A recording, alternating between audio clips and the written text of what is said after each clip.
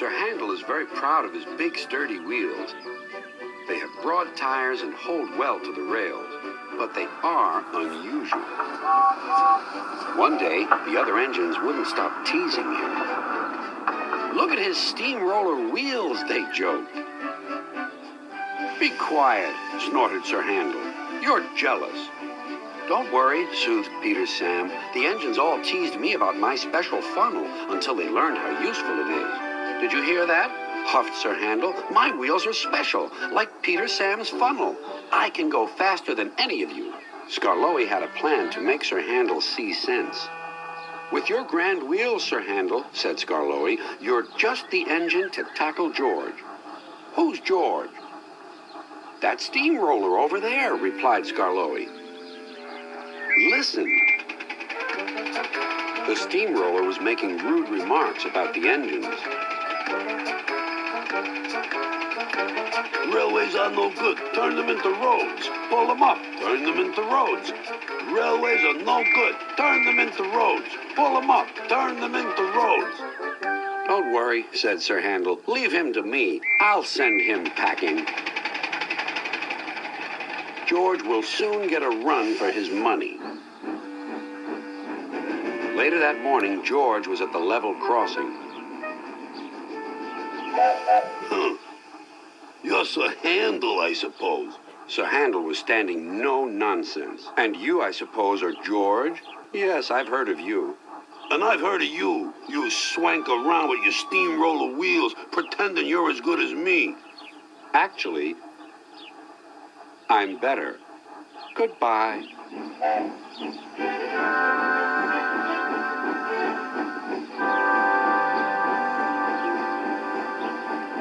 George chuffered on, fuming.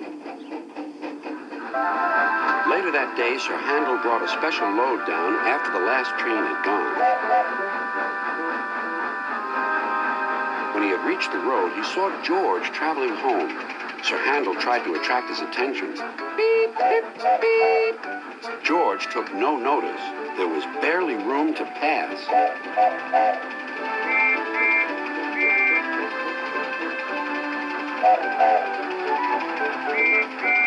Sir Handel was cross. "Get out of my way, you great clumsy road hog." "I don't move for imitation steamrollers. You don't know the road. Get out of my way." Then there was trouble.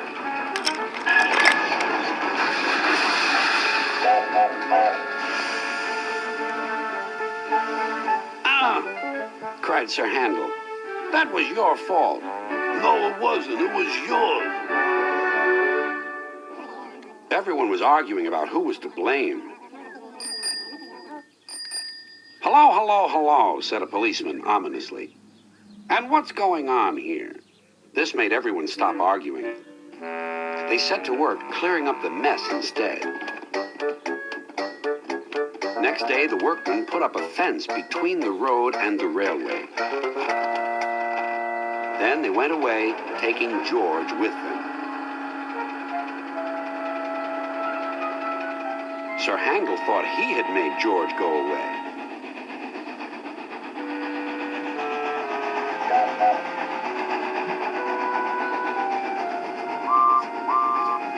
He talked of nothing but steamrollers. "Oh dear," whispered Skarloey. "He's worse than ever. I'm sorry my plan was no good." "Never mind," said Rusty. "We'll think of something else." But they had no need to do that. Some boys arrived instead. They pointed to the engine and cried, "Look, here's Sir Handel. He tried to race a steamroller, but the steamroller nearly beat him." Sir Handel never mentioned steamrollers now.